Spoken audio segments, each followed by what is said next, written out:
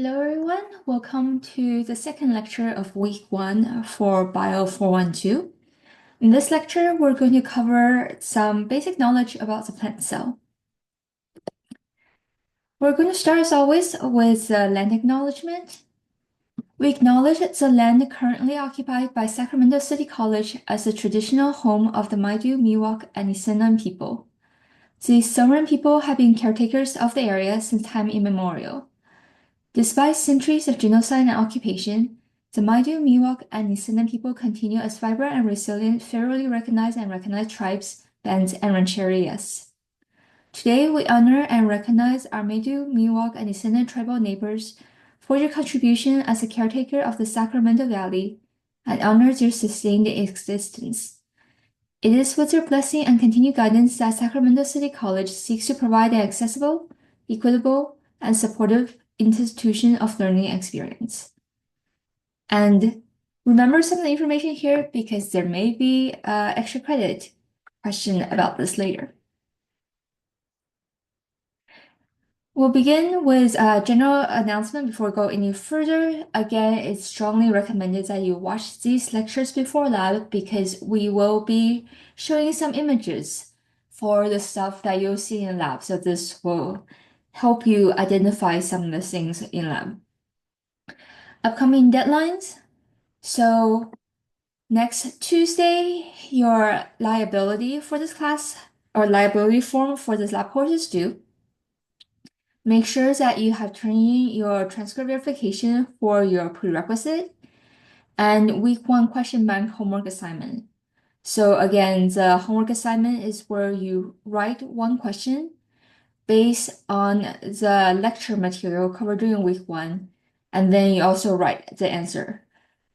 The link to this has been posted under the Canvas webpage, so you can just go directly through that. It'll take you to Google Slides, and you just add 2 slides, one slide for the question and one slide for the answer. And then your post lab for week 1, Tuesday lab is due week 2, Tuesday. So all of these things are due 1 week later.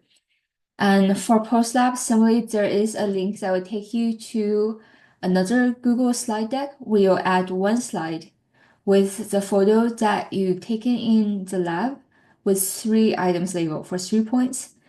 And for the other part of the post lab, there is a post lab that's based on your lab project. So that will take you to a Google spreadsheet where you can enter the data. And for a lot of the lab project stuff, it's graded by completion. So just make sure you have some data entry there. And of course, for September 4th, that is when the Thursday lab of week 1's post lab is due. Reminder that we do have an add and drop deadline coming up from September 7th, September 5th if you want the refund.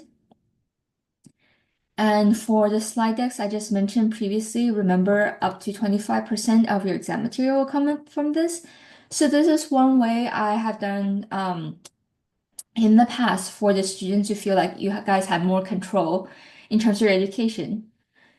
And for the assignments, whether it's a post lab or the question bank assignment, it's broken up on purpose this way so that every week you have a reason to go back and interact with the class material outside the lab. And it's worth very few points, so you don't get too stressed about it. And it'll work as a couple extra points to buffer your grades from your exam in case if you're the type who do not work well with the current exam format. And I found in the past it's a great way for you guys to build some confidence as well in terms of getting the sense that, okay, I know this stuff because you wrote the question for it, so right? So you would know the stuff.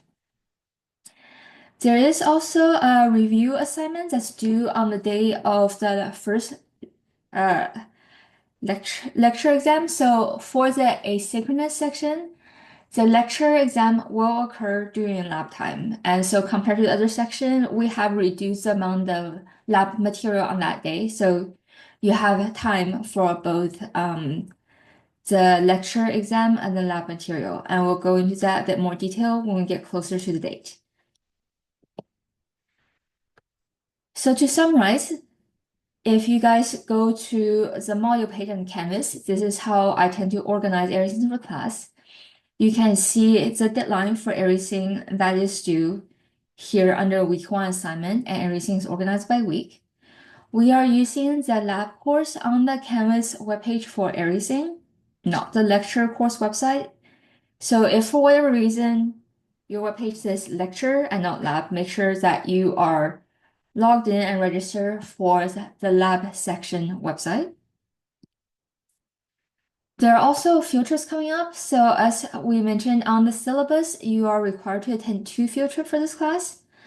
On September 20th is the first field trip, and we'll be going to the UC Davis Arboretum for my section. However, if you, for whatever reason, cannot make it on that date, for the Monday and Wednesday section, there is another UC Davis field trip on November 24th.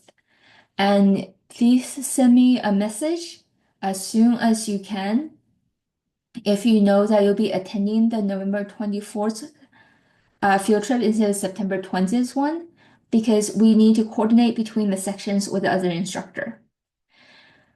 In addition to that, there is a Point Reyes field trip on November 1st. There's one field trip for both sections of BIOL412 this semester. And again, if you know that you cannot make one of them, let me know as soon as you can, whether it's through Slack or email, because you have to do a makeup assignment for that. And for people who have already watched the first lecture's recording, you might be wondering, what is this review assignment thing? And it's due again right before the exam, so September 18th. There's half of it is a potential extra credit. So it's possible to get 10 points out of 5 points. And for this, you guys are going to write either a song lyric or poem about lecture material up until right before the lecture for the first exam. And so that is everything's covered from day one of lecture all the way until September 16th. You'll get 1 point per key term mentioned. And remember, the key terms are the bold and underlined concepts in the lecture slides. And you must use these terms correctly in your lyrics or poem to receive point. So in other words, if you said that photosynthesis is a photosynthesis in your poem, you're not going to get a point for that. You have 5 points or 5 terms that you have to mention. This is the minimum mandatory assignment. So this part is not extra credit. The extra credit part is what comes next, and that is using one of the free generative AI tools, so either Suno or AI Music Gen, to turn your work into a song. So what this software looks like is you open your browser, it'll have a window where you can paste in your poem or song lyric, and then you can enter the parameter for the genre of song you want, whether you want a male or female vocal, whether there's any instrument you want, and that kind of stuff.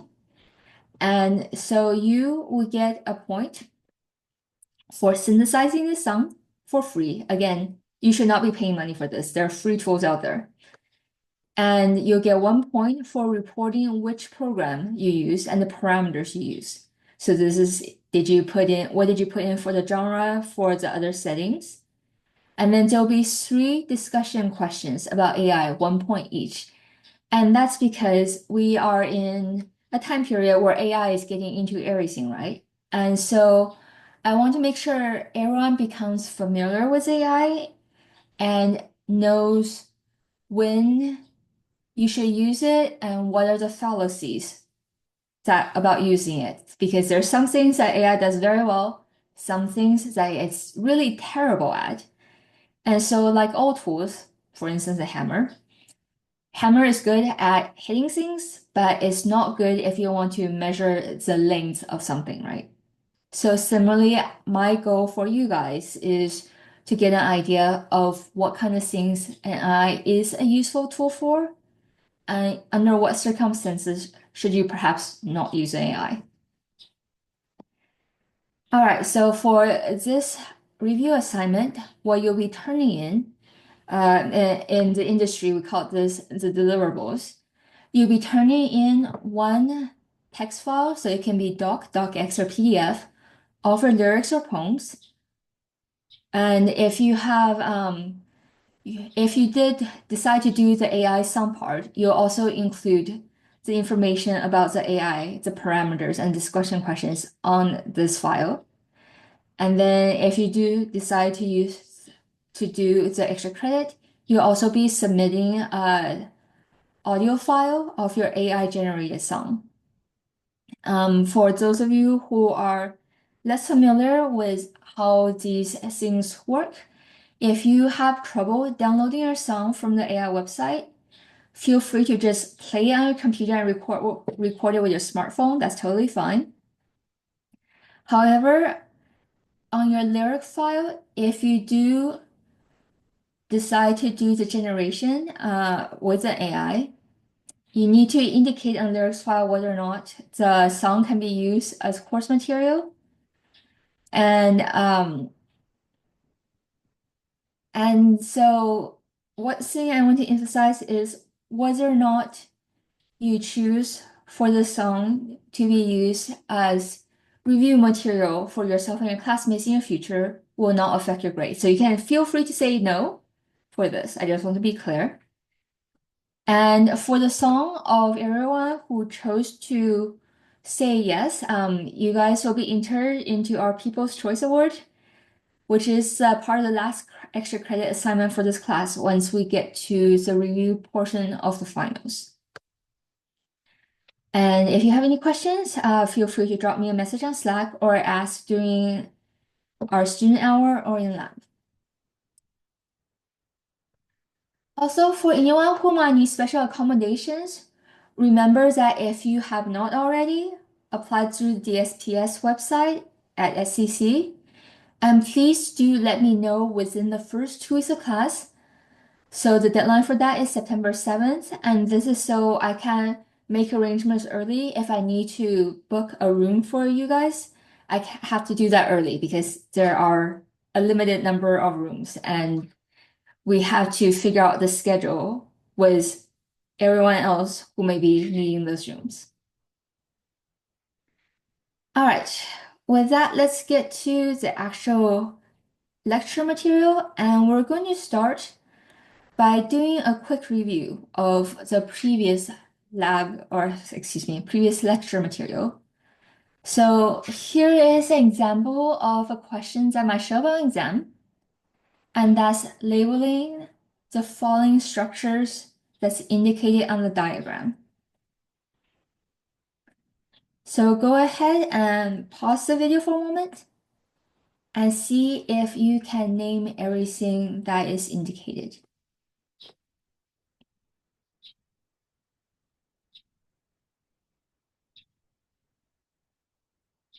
All right, here we go.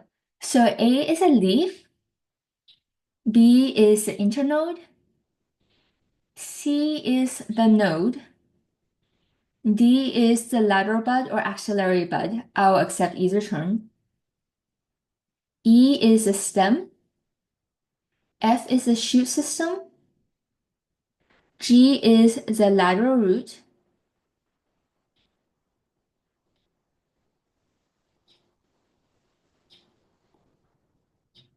and the next part is me trying to move the zoom bar. Okay, H is the main root, and I is the root system.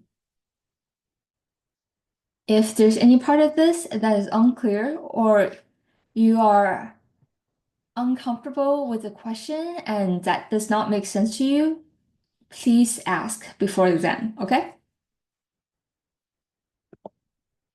So the objectives for today's lecture material is just one thing, and that is for you to become familiar with the parts of the plant cell. And that includes both the hierarchy of organization and parts of the plant cell. So starting with week 2, this is when you'll start to use microscopes in lab. And studying cell biology is a field of research or microscopes are super important because cell biology only became possible with the invention of microscopes because that's when you're able to start to see the cells, and cells are really tiny. In science, it's hard for us to state something we can't see. This is part of the reason why the green fluorescence protein is a research that has won a Nobel Prize. And so, similarly, in the field of cell biology, the advancements tend to go hand in hand with advancements in technology for microscopes, which requires physics because light. One thing you can use to sort of get an idea of how small something is the type of microscope it takes to visualize it. So on the right side is a chart that shows the going from large to small, from top to bottom, the different scales for each of the things that can be studied. In our lab, we'll be using a lot of light microscope, and this is good to look at the shape and size of cells and some of the bigger components of the cell. And part of the reason for this, and the reason why it's called light microscope, is because it's limited by the wavelengths of the light. So you cannot use light microscope to look at something that is smaller than the lambda of the visible light spectrum. Light microscopy is also known as bright field microscopy. Sometimes you hear me use the two terms interchangeably. And something that I want everyone to remember is that eukaryotic cells are bigger than prokaryotic cells. We'll cover more about the difference between prokaryotic and eukaryotic cells later, but just keep that in mind that the bacterial cell, if you want to look it closely, it's about the limit of what you can get a good image of with light microscopy. Once you start to get below that, you really want to use electron microscopy. It's what you use to look at the smaller parts of cells, and you can start to actually visualize the larger molecules or macromolecules with this. The way that you get signal from this is rather than photons, you're using electrons to bounce off of things to get signal. It's what you use to study organelles or the subcompartments of cells that's separated by membranes. Okay, now for the part of eukaryote versus prokaryote. This is a very, very quick refresher for things you have covered before in a different class, hopefully. So again, remember eukaryotic cells are bigger than prokaryotes. And one of the benefits of size is you can have subcompartments, right? So you can think of this like if you have a very large building, you can divide it into many rooms. But if you are living in a one-bedroom apartment, for instance, there's a limit to the number of rooms you can fit in there because the room is only so big and the total area of your apartment is only so big, right? And the more sub-compartments you can have, the more specialized functions you can have. So going back to our analogy of buildings, if you have a large building with a lot of area and you can divide into many rooms, this is when you can have departments, right? All the people in that department can be in close proximity to each other. And so you cannot do that in your one bedroom apartment because again, you cannot have that many rooms and you cannot fit that many people. For prokaryotes, currently we're working with two main groups that are considered kingdoms of prokaryotes. One is bacteria and the other is archaea. And for both of this, they don't have a nucleus, so that's where pro comes from. Prokaryote, karyote means kernel. In these prokaryotes, everything kind of flows together. You don't have nucleus or subcellular compartments. In contrast to that, eukaryotes include plants, animals, and fungi, and they have many subcompartments. The cell structure, as you can see here on the right, can get really, really, really complicated. We're just going to cover some of the main ones in this class.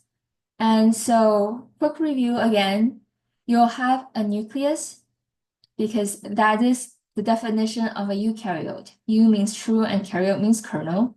The kernel here in this case is the nucleus, and the nucleus is where the nuclear DNA is. You also have the endoplasmic reticulum. Some of you have seen this referred to as ER before, and it is where a lot of synthesis occurs for protein and lipid. In addition to that, you have the mitochondria, which provides energy for the cell, so this is cellular respiration. Then there's the Golgi apparatus, which modifies the molecules and handles a lot of coordination for vesicle trafficking. And all of these subcellular compartments are known as the organelles. And so, because different eukaryotic cells can have different subcellular compartments, this is part of the way why certain cells can specialize their function. I do want to mention the fact that plant cells and animal cells are different. And in terms of plants, we also have chloroplasts, which does photosynthesis. And while animal cells digest things in subcellular compartments called lysosome, plant cells do it in macules. And we'll go into more details about this later. For now, though, a quick knowledge check. So if this were exam, here is one example of exam question. And that is, if microscopy is essential for cell biology, which type of microscopy is often used to study organelles? So the subcellular compartments. Go ahead and pause the video, and then we'll go through the answers.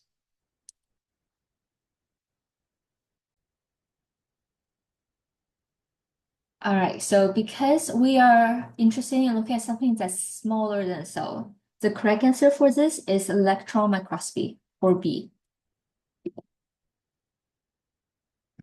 Now we're going to get into more detail about the different parts of the cell, and we're going to go from outside in, from the cell wall, because we're talking about plants in this class. The plants have cell wall. The cell wall that all plant cells have is the primary cell wall, and it's deposit first, and again, always present in all cells. In addition to that, you can also have a secondary cell wall, and it is sometimes deposited, so not all cells will have secondary cell wall. All cells will have primary cell wall. And the secondary cell wall is always deposited inside of the primary cell wall. So here is a micrograph or image from a microscope of the cell wall.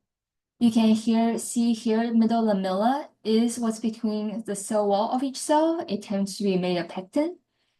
And then, so this is middle lamella is considered outside of the cell. And then you have the primary cell wall, which is fairly thin here. And then interior of that, so these large black spaces are the inside of the cell. So inside the primary cell wall, you have the very thick secondary cell wall. And then inside that is where you have the plasma membrane, marking the start of the protoplast and all the living parts of the cell. Primary cell wall is made of three main components. This is super important, so please do remember the name of these three things. And they're pectin, hemicellulose, and cellulose. The difference between primary cell wall and secondary cell wall in terms of composition is that instead of pectin, secondary cell wall is made of lignin, hemicellulose, and cellulose. And secondary cell wall is what makes wood hard. It can be deposited in multiple layers, and it can be really, really thick. Here on the right, you can see, in this case, there are three layers of secondary cell wall, and the organization of them can be slightly different, so that under electron microscope, sometimes you're able to distinguish between the layers. Now we go into more details about the components of the cell wall, and we're going to start with cellulose, which is the most abundant biopolymer on Earth. And that's part of the reason why there's been a lot of research from groups from all over the world on how to use cellulose as biofuel, because it is sustainable, right? It's a sustainable source of energy and material. Cellulose is made of glucans. Glucan is essentially a large molecule that is a chain made of glucose. And this is how the biochemical naming convention goes. If it's a chain made of glucose, it's called a glucan. If it's a chain made of cellulose, it's called silan. So you get rid of the O's and change it to an N, is the naming convention. And the reason why cellulose is cellulose and not starch is that starch connects the glucose in 1,4 alpha bond right here. So here's carbon number 1. And this bond means that once you have the chain, they tend to form this helical structure. In contrast to that, cellulose is glucose linked in 1,4 beta linkage. So they are linear. And this allows an almost crystalline structure of the glucan chains, which is part of the reason why cellulose is so strong. Cellulose and the formation of these glucan chains is made by a group of enzymes called cellulose synthase, or CESA for short. And these enzymes are embedded in the plasma membrane and they secrete glucan chains outward of the plasma membrane. This is part of the reason why in the previous diagram we saw the cell walls, they're always deposited from the outside in, right? Because the plasma membrane is always the innermost layer. And the CESA in the plasma membrane is secreting these glucan chains outside of the plasma membrane. CESA tends to be organized in a rosette of trimers, so that's the thing. So every 3 CESA form a petal of the rosette, and you have 6 petals forming a rosette. So essentially, all 6 of them are grouped together, and you have these chains of glucan all coming out. And they, because of their 1,4 beta linkage, sort of interacts forming a fiber together called microfibrils. And the fact that each glucan chain is linear and they can interact to form this microfibril, forming a crystalline structure, is what gives cell wall its rigidity. The other main component of all cell walls is hemicellulose. It can be either silan or siloglucan. So again, remember I just talked about the naming convention, right? So silan means it's a chain made of cellulose, and this is the type of hemicellulose you tend to see in monocots. So wheat, corn, rice, and so forth. In contrast to that, you have siloglucan. So glucan means it's also a chain made of glucose, but in this case, it's glucan chain with cellulose side chains on the either side. So this is what that would look like here. You have your glucose chain forming the glucan, and the X's here are the cellulose that are added on as a side chain. Here on the right is the monocot hemicellulose. So you have a chain of cellulose, and you can have arabinose-silan. So in this case, you have arabinose sugars as a side chain on this. Side chains are important because they bind tightly to, they are what allows hemicellulose to bind tightly to cellulose. But they are also what forms kinks that prevents cellulose and microfibrils from lining up perfectly, because they're not just a straight chain anymore, right? They have these side branches, the arabinose and the cellulose that stick out. So when cellulose wants to line up, it'll hit a kink here and won't be able to bind. In addition to arabinose and cellulose, as you can see, the side chains can contain many other types of sugar, such as galactose, fructose, glucuronic acid, or ferulic acid. And all these are different modifications that can have effects on the specific property of the hemicellulose and then affect the function and the cell-cell communication between the different types of plant cells. Finally, for primary cell wall, the other third main component is pectin. There are two main types of pectin isoforms we're going to cover in this class. One is homogalacturonan and one is rhamnogalacturonan, which are mouthfuls. They are the gel in jelly, so if you have ever made jelly by boiling fruits, especially with their peel on, you'll know that the jelly is actually like this squishy matrix, right? And in fact, they are acidic hydrated matrix and they hold things together because the pectin is what allows the gel to gel. Pectin is a critical component of primary cell wall. It's about 30%, I believe, and the main component of the middle lamella that helps the cells stick together. It is highly complex and dynamic. So pectin is the component of cell wall that gets modified that makes the fruit go soft during ripening. And there can be extensive modification of very complex side chains with all kinds of sugars either added on or removed during the fruit ripening process and during the plant's growth. So to help everyone get a better idea of how these three main components, pectin, cellulose, and hemicellulose, interact together to form the primary cell wall, here are some images. So in this background image is a picture of primary cell wall where you have cellulose microfibrils in blue, so they're long and straight.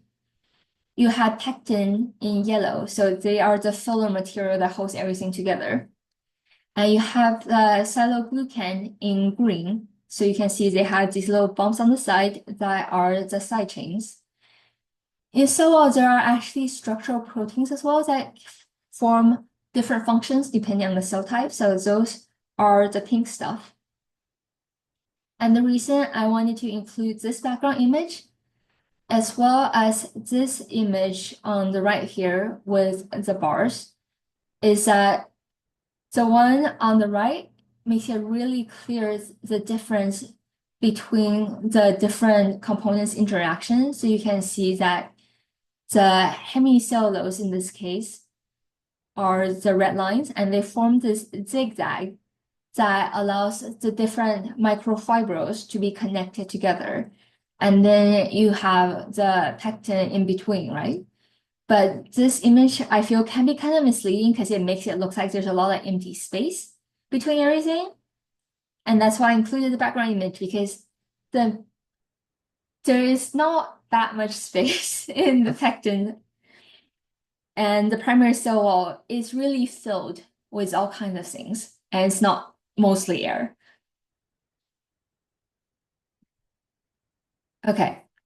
The reason why we're spending a lot of time talking about cell wall is that for cells with a wall, the cell wall is critical for the size and shape, and therefore the function of the cell. So it's thought, the current model at least, that the cell grows by a process of cell wall loosening. So the interaction between the microfibrils gets weaker.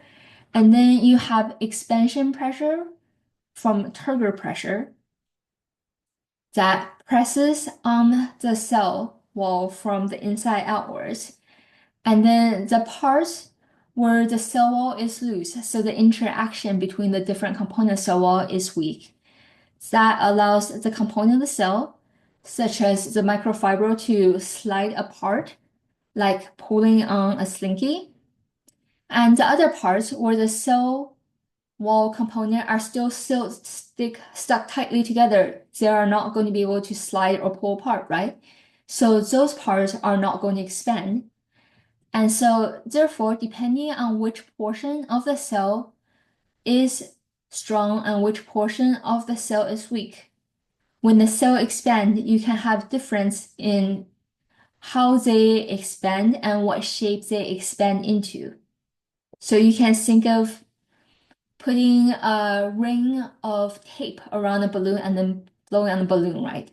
The ring of tape is where the balloon wall is strong, so it cannot expand. And depending on where and how you wrap the tape, you can end up with different shape of your balloon. So this is the principle of how you can get all these different cell types and shapes in the plant cell as well. So in this expansion model, cellulose, the microfibrils, are the rigid component. Hemicellulose is the sliding component. They are the zigzags, the red zigzags that allows the microfibril to either stick closely or strongly together or slide apart because hemicellulose is what links the microfibrils together, and pectin is the filler material in between. And the size, shape, and composition of the cell wall can help determine the cell identity and function. Another thing to keep in mind is, again, cellulose is the super rigid component. So in other words, the orientation of how the cellulose microfibrils determine the direction of growth and shape. So think of a spring, it's easier to pull perpendicular to the strand, right? If you try to make the rings of the spring wider, it's gonna be a lot tougher. So in other words, if you have a cell or the microfibrils of cellulose are oriented in a random orientation, once you have weakened cell wall or weakened interaction between hemicellulose and cellulose, once you have turgor pressure forming the expansive force pressing on the cell wall, the cell is going to expand in all directions or isodiametrically. However, if you have the microfibrils all oriented parallel to each other, once you have the expansive force, the cell is going to expand in a way along the length of the slinky because it's tough to lengthen a fragment of microfibril. You can only lengthen the distance between the microfibrils like this. And to get back to something I have mentioned several times at this point, and that is the turgor pressure thing I was mentioning. It's the pulling force on the spring. I guess we should call it the pressing force or the pushing force from the inside. Because water status is super important for the plant. If you ever seen a wilted plant, you know how important it is. And the turgor pressure from the expanding vacuole on the inside pushes outward on the cell wall. So the more you modify a cell wall to loosen the cell wall or weaken the interaction between hemicellulose and cellulose, the more expansion you may have. There are actually other types of modifications you can have for the cell wall besides that, such as modification on the pectin. So the key term I want you to focus on is loosening of the cell wall rather than the exact component of the cell wall that's being loosened. Okay, now moving on to secondary cell wall, because remember, secondary cell wall don't really have pectin, they have lignin. So in other words, in secondary cell wall, the lignin replaces pectin as what holds things together. And lignin is a macromolecule that's synthesized from the amino acid phenylalanine shown here. And unlike pectin, lignin is very rigid. It's a symbol from monoligno subunit. So you start from phenylalanine and then you make monoligno. And these monoligno then gets linked together and modified some more, and it forms a complex network of something called phenylpropanoids.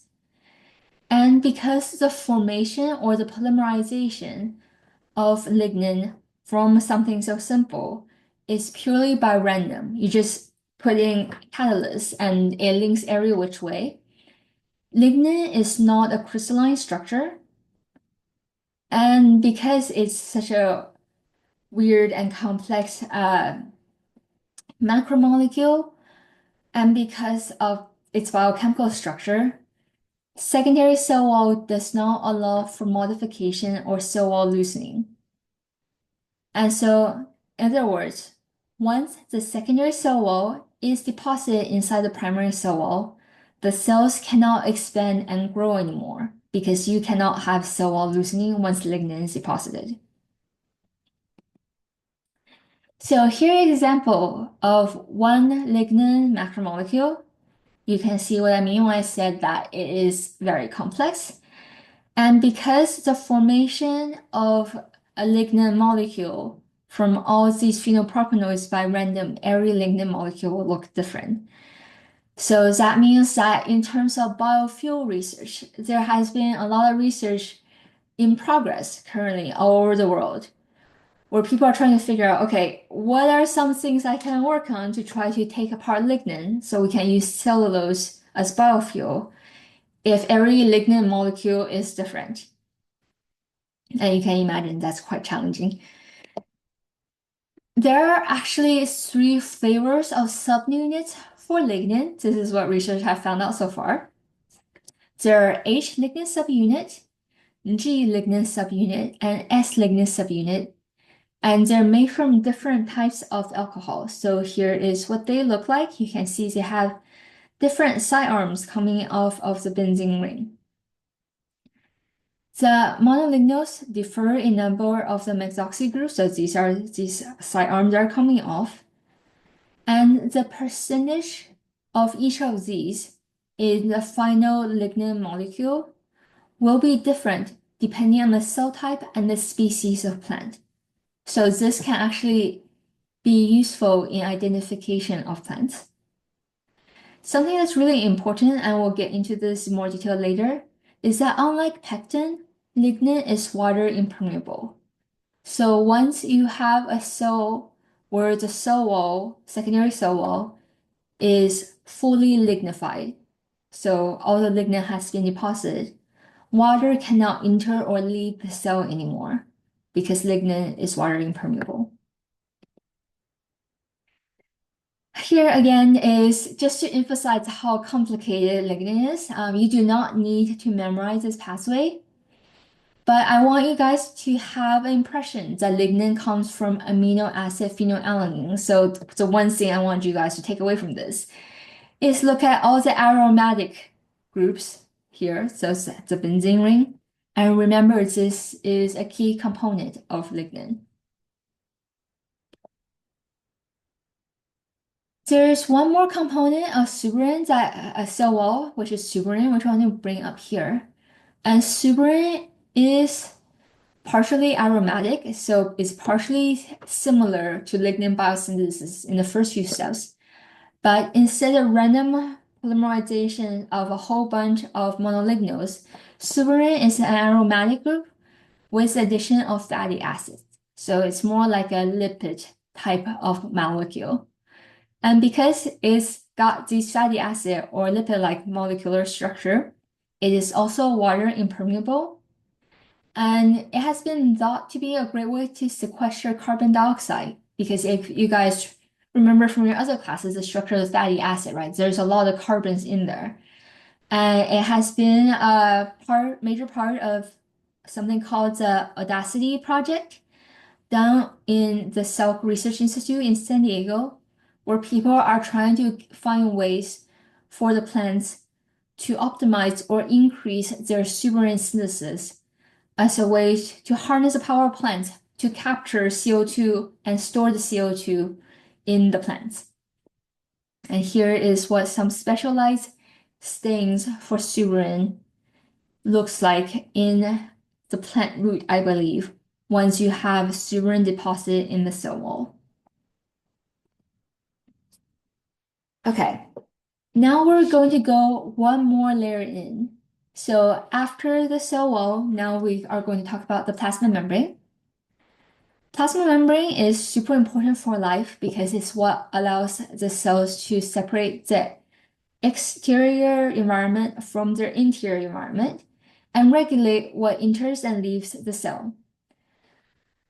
The plasma membrane is composed of the phospholipid bilayer. So you have the polar or hydrophobic phosphate group, followed by two lipid tails, which is the nonpolar or hydrophobic region on the inside. And this is a specialized selectively permeable barrier located on the inside of the cell wall. And this polar, nonpolar, polar alignment of charges is what allows proteins such as SESA to insert themselves into the protein membrane if they also have similar polar, nonpolar, polar alignments in their overall protein structure. Plant cells are also in contact with each other through connections. So a lot of plants are actually connected with each other through plasmodesmata, and that means that the cells are linked not only because their cell walls are touching each other through the middle lamella, but they're also linked in terms of their plasma membrane and strands of cytoplasm. They form kind of like tight junctions in animal cells, and this connection is what allows the cells to transport solute between the cells very quickly. The transportation and what you can transport between these are limited by size. So in lab, I think we have some slides for this, but you'll see sometimes between the cells, so the round circles here are the cells, and the matrix around the cell wall with plants that have tissue with very thick cell walls. Sometimes you can see these fine strands of things running between the cells, and those are the plasmodesmata. However, remember that lignin is water impermeable, right? So if you have cells that are lignified and have their secondary cell wall deposited, how do the cells transport stuff across them? And what the plants do is that if you want cell-to-cell transport with secondary cell wall deposition, you actually leave holes in your secondary cell wall that are called pits. And that's how you get things through between cells. These are only in secondary cell wall though. So what happens in the cell is there are holes in the secondary cell wall, and then primary cell wall and the middle lamella is still present. Sometimes it can even be a little bit thinner when you have pits. And this region where you have primary cell wall and middle lamella, but no secondary cell wall, the combination of primary and secondary cell wall is called the pit membrane. And once you look at this region under electron microscopy, you can see that pretty clearly. Here the arrow indicates a pit. Here you can see the plasma membrane. And here again, you can see the pits in these areas. And that is covering one of two ways for plant cells to transport things. One is symplast, and this is the one that we have just talked about with the plasmodesmata and through the cytoplasm. The other one is called the apoplast, and this is through the cell wall and middle lamella, or the extracellular space. Because remember, when you have no secondary cell wall and no lignin, you have pectin, right? And pectin is hydrated, and the cell wall with primary cell wall is a hydrated matrix, and anything that's water soluble can pass through. One of my past professor has referred to it to the primary cell wall as like a soaked stack of paper towels. So you can think of it that way. So it is solid, but water can pass through. And the thing to keep in mind is if you have lignin or suberin deposit, that will block symplastic transport. So sometimes between tissues, you'll have rows of cells that have lignin or suberin deposited. And so outside of those layers of cells, you can have symplastic transport. But once you hit those layer cells, everything has to be symplast because the apoplast or the cell wall transportation is blocked because of deposition of lignin and suberin. Okay, another knowledge check time. And that is something for you to think about in terms of applying the knowledge that we learn in class. Climate change is affecting water nutrient uptake, i.e., the transportation of water nutrient in plants. And this can change cell wall composition in specific root cell types. So, which two components of cell wall do you think are most likely to be affected? And which type of transport, symplast or apoplast, do you think this will be affecting the most?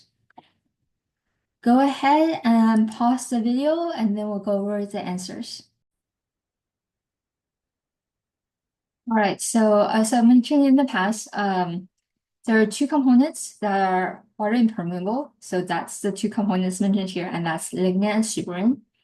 And this is going to affect apoplastic transport the most because suberin and lignin are components of the cell wall, and apoplast is transportation through the cell wall.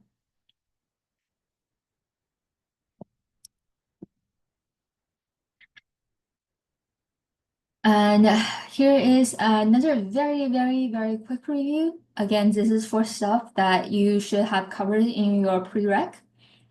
And that is the main types of molecules in cell. There are largely four types that are the most common and that we refer to most in the intro level undergraduate classes. And that's nucleic acid, which includes DNA and RNA, and these are made of nucleotides. We also have proteins, which are made of amino acids, and this includes things such as insulin. We have lipids, which include fats, lipid, and waxes. These are all nonpolar hydrophobic. And there's things such as olive oil and steroids. And this is not a true polymer, unlike nucleic acid and protein, because they are not made of consistent subunits.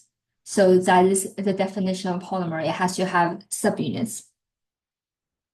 And then finally, we have carbohydrates, which are sucrose, such as the table sugar, and cellulose. So cell wall, a lot of it is considered carbohydrates and is made of sugars. So now we're going to go inside of the cell and talk about the different parts there. And the function of the nucleus is I have heard it referred to as a command center, or it is how the plant knows how to be a cell. Nearly everything for a cell comes down to its DNA. The DNA contains directions for the cell, how it should live, how to function, what its identity is, and how it's going to die. And a lot of this comes down to nuclear DNA. DNA is a macromolecule, in other words, it's a big molecule. Nuclear DNA is usually in a form called chromatin, which can then be folded into chromosomes. And the main genetic content of the cell is a nuclear DNA, which is located in the nucleus in eukaryotes. Again, there's different organization for prokaryotes, and there's also non-nuclear DNA, such as the DNA that can be found in mitochondria and chloroplasts that we're going to cover later. Another part of how a cell knows how to be a cell is the ribosomes. The ribosomes are structured that's key to carry out the DNA's function, and it is made of a combination of DNA and RNA. It makes proteins which are needed for the cell identity, cell function, and survival and death. And when the ribosome is attached to the ER, it makes the ER look studded, and that's why part of the ER is called the rough ER. However, there's also free ribosomes that are not bound in the ER that just floats through the cell and makes the protein. And to study ribosomes, this is really something, again, you need to use electron microscopes to see. For the ER and the Golgi, we're looking at the equivalent of the FedEx and USPS in a cell. The ENR is short for endoplasmic reticulum and is stacks of interconnected folded membrane. Part of it is connected with the nuclear envelope. And the ER is part of the endomembrane system, which is key for the synthesis and trafficking of molecules in the cell. It's one of the sources of the packages for the FedEx and USPS in the cell, and it has two parts. One's a rough ER, which has the ribosome attached, and it makes and secretes proteins. In addition to that, it's connected to the smooth ER, which has no ribosomes, and the smooth ER can have many functions. It makes all kinds of things, such as lipids, carbs, carbohydrates. It can also play a role in detoxification and ion storage and storage of other components. Oh, that part should be bolded. So the other part of the FedEx USPS and cell is the Golgi apparatus, which should be bolded. And Golgi has been described in the past by my previous professor as stacks of pita bread sacks. The space inside the Golgi is called the cisternae, and each compartment or each pita bread, I guess, does a different job, like the departments in the different company. And the Golgi is the shipping center. It's where packages from the ER comes in, gets modified, sorted, and then shipped out. And everything moves from the cis ER, which is the closer to the nucleoside, to the trans side of the Golgi, which is the shipping side of the Golgi apparatus. And pectin is one of the things that get packaged and sent out in the Golgi. In addition to that, there's lysosomes, and it is something that is found in animals and not plant cells. It is small sacs filled with hydrolytic enzymes that can digest molecules, and it is a critical part of autophagy, which is important for recycling the different parts of cell. So in other words, lysosomes are acidic on the inside, and the digestive enzymes that's in there is made in the ER, and then the vesicles bud out from the ER and gets packaged and sent to trans-Golgi, and then buds off and becomes the lysosome. The lysosomes are the animal cells' recycling bins, and it's also how protists eat stuff, but that's not how plants work. All right, and I should mention the term I have mentioned several times at this point, vesicles, refers to small membrane-enclosed capsules. So both ER and Golgi can bud off vesicles from their main structure. Remember, both ER and Golgi are part of the endomembrane system, right? So they're membranous structures. And so they can bud out part of their membrane into these small vesicles to deliver things. And vesicles exist in both plants and animals. In other words, for classification, lysosome can often be classified as a specialized form of vesicle. Now, in contrast to the lysosomes in the animal cells, plant cells have vacuoles, which you can think of as a giant vesicle. In fact, for most of the live plants that you're going to see in the lab, the majority of the volume of the plant cell is going to be the vacuole. That's how big it is. Vacuole has several functions. It can be the food vacuole. In protists, it's how protists eat. So they fuse their lysosome with their food vacuole, and then everything gets digested. There's also contractile vacuole, which again is the protist way of motility and how they can get rid of excess water. So the vacuole can contract and squeeze out the water. But the central vacuole is what's seen in plants and fungi. And so this is the one that we're going to focus on in this class. And it can function like a giant lysosome. So it can break down and digest away anything that needs to be recycled as part of the cellular process. In the plant especially, it can also be used as a storehouse for all kinds of things, like protein or lipids, or even pigments that give the plant their color. So here is what a plant cell looks like. This is an electron micrograph. So micrograph, again, is an image that comes from a microscope. So this is an image from an electron microscope. Here is a cell. This giant space in the middle is a vacuole. Again, for a lot of plants, vacuole is the bulk of the volume in cell. And here, squeeze onto the side are all the other parts of the cell. So here you can see the chloroplast squeezed on side, parts of the cytoplasm. I think that might be mitochondria. And this is only one section through the cell, so the nucleus is elsewhere. But you can see how big the vacuole is relative to everything else. Remember that vacuole also is the thing that provides the expansive force for cell expansion. So the plant cell size is determined by the cell wall. And once you have modification of the cell wall that makes the cell wall weaker or causes cell wall loosening, the turgor pressure from the expanding vacuole will then press on the cell wall, and then the orientation of the microfibril will determine the direction of growth and the shape of the cell. So vacuole is a super important of cell expansion and helps determine the shape of the cell as well.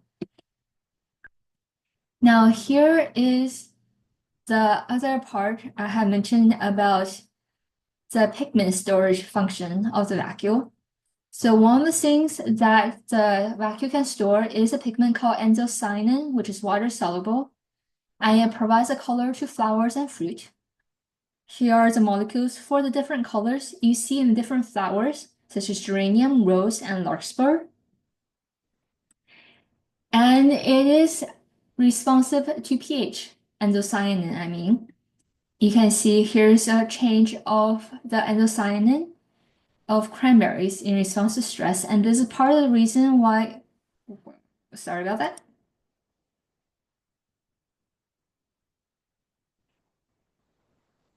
It's part of the reason why it can be difficult to create flowers in a certain color because for some flower petals, their anthocyanin type will only go in a certain range of colors given the pH of the petal.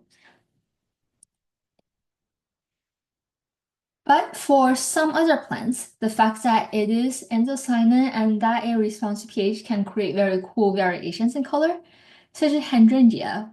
And you can have difference in flower color between blue and pink, depending on the acidity of the soil. Now we're going to talk about one of the other compartments and one of the main uh, subcellular organelles that is shared between plants and animals, and that is mitochondria. Mitochondria is the powerhouse of the cell. You might have heard this in other classes before.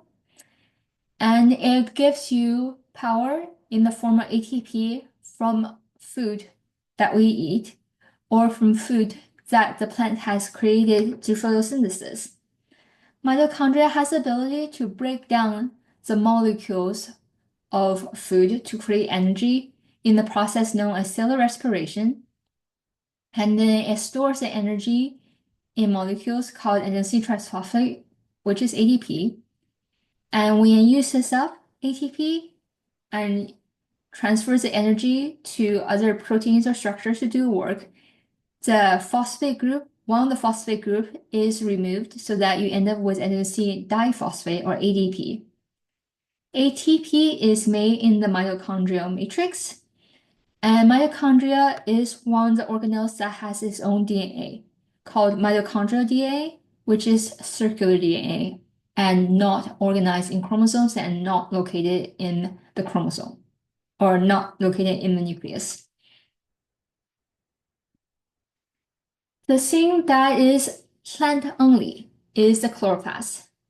So chloroplast is source of power where the power comes from the sun and it is able to harvest solar power to make food through the process called photosynthesis, which we'll cover in a later slide or a later lecture.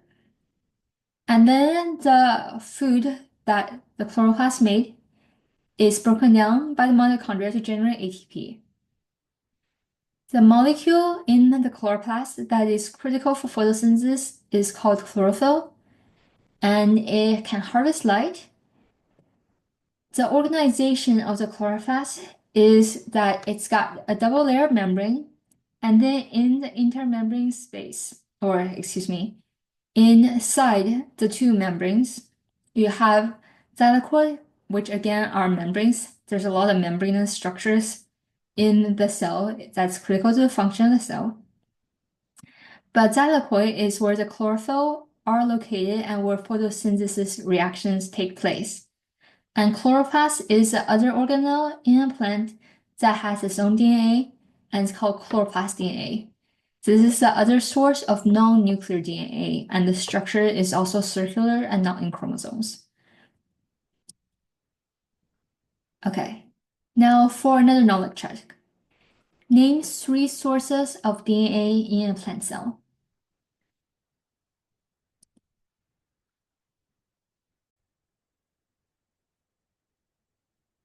So the circular DNA in a plant cell are the nuclear DNA, mitochondrial DNA, and chloroplast DNA. Does that make sense?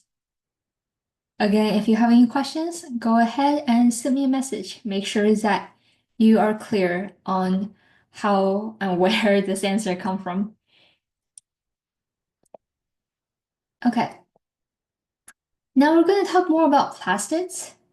So I personally really like plastids because they are very diverse. They have a variety of function and they give rise to a whole lot of really specialized functions that is something that makes plant cells. So proplastless is where we start out. There are the small undifferentiated plastids, and they can become any other type of plastids, including chloroplast. So chloroplast is a type of plastid. But in addition to chloroplast, they can also become chromoplast, which contains colors. So in addition to vacuoles, you can have chromoplasts to give rise to the colors such as the carotenoids of fruits and flowers. And for plastids, they're big enough that you're able oftentimes to see them with light microscopy or bright field microscopes in the lab. And here on the right is a cell where you can see the leucoplasts in the middle of a cell, clustered around the nucleus. And leucoplasts are the plastids that contain starch, oils, and proteins, including the starch granules in potatoes that you'll see in lab. Here are the comparison between chromoplasts and chloroplasts. You can see the pigment deposition in these plastids. You can have the variation of size and number. And plastids, one of the reasons why they're so magical is they can be converted from one type to another. For instance, from chloroplast to chromoplast. So something that you guys might have time to do depending on material and time availability in lab is to look at the Elodea chloroplast under the microscope. In which case, remember most of the plant cell's volume is usually the vacuole, and so you'll have the plastids squashed on their side. So sometimes it'll look something like this, and remember to go to the side where you can see the chloroplasts, which are these things here. So sometimes if you hit the right plane, you'll be able to see them flattened on the cell wall surface closest to you. Or if you have light shining on them in a certain direction and intensity, the chloroplasts will actually move in their location in the cell, and then you can see them in different locations as well. Here is an electron micrograph of a chloroplast where you can see the stacks or the grana with thylakoid membranes within a chloroplast. So here they are. Here you can see they're all connected. And there are a lot of them in chloroplast because of all the photosynthesis that has to happen. Here is a myeloplast, which is a type of leucoplast. So a myeloplast is a type of leucoplast that stores starch grains. You guys are going to see this in the lab as well. And you'll see, in this case, when you section a potato, these large cells. And inside these cells are these rounded crystal-like things. These are the myeloblasts. And if you have IKI, you can stain for them. They'll usually stain dark brown to black. Here's another image of chromoplasts in a bell pepper. They contain carotenoids, and they can run the full range from yellow to red, and you can see they're scattered throughout the cells like this. And I do want to include a slide on peroxisome, which is another type of vesicles. So unlike mitochondria and chloroplasts, peroxisomes only have one membrane, and they can make and store hydrogen peroxide, and they help with the redox reactions as part of a cell metabolism. So here is another electron micrograph. So this is a transmission electron micrograph, and you can see how small the peroxisome is relative to the size of the chloroplast around it. Now for another knowledge check. Climate change is affecting sugar and starch storage in several species of fruit. This is true, by the way. Which organelle is the type most likely to be affected, and why?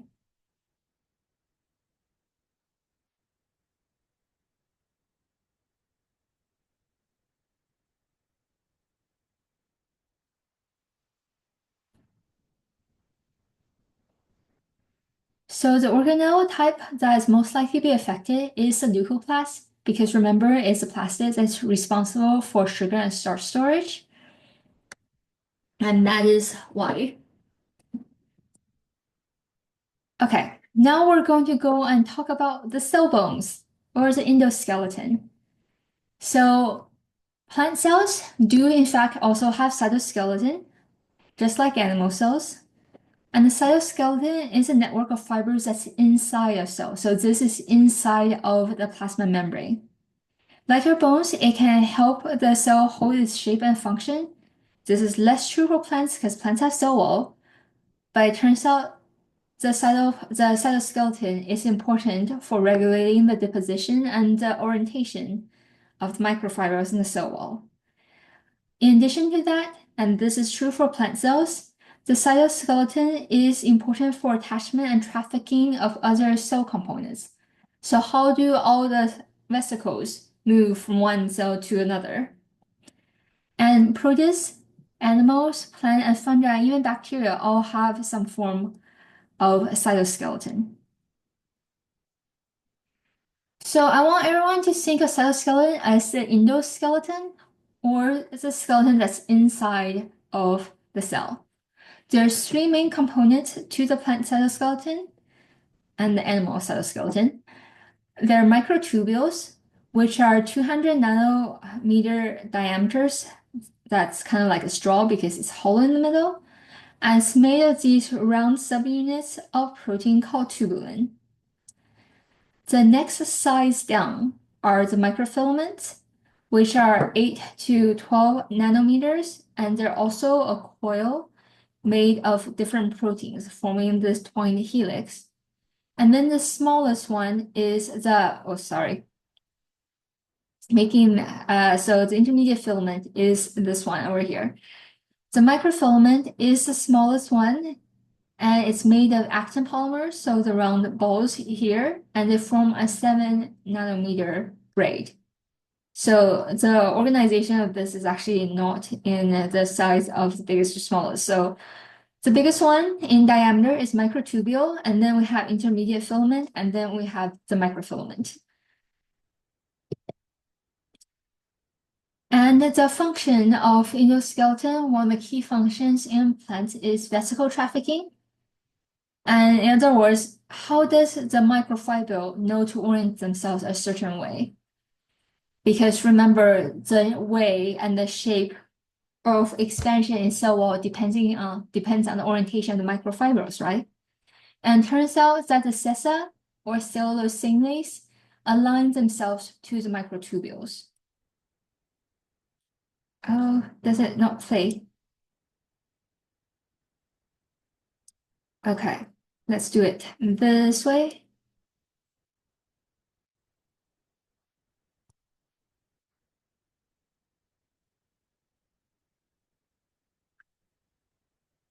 try to get this video to play.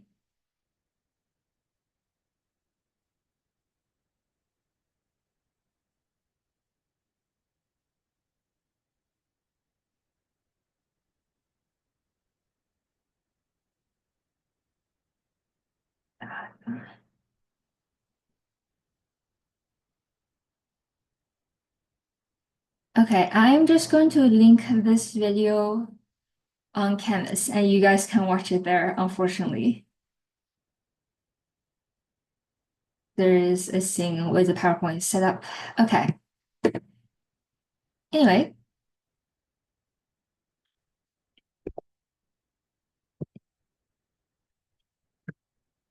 cytoskeleton is critical for the function of flagella and cilia, which is responsible for mobility, for one thing, but also in terms of lung cilia, so how we keep things out of our lung, and for plants in terms of bryophytes and fern sperm, you do actually need to have flagella as well, because we do have things in plants, believe it or not, that are mobile in the more ancestral lineages. And the difference between plants and animals is that animals are the only ones that have centrosome, which are the microtubule organization center.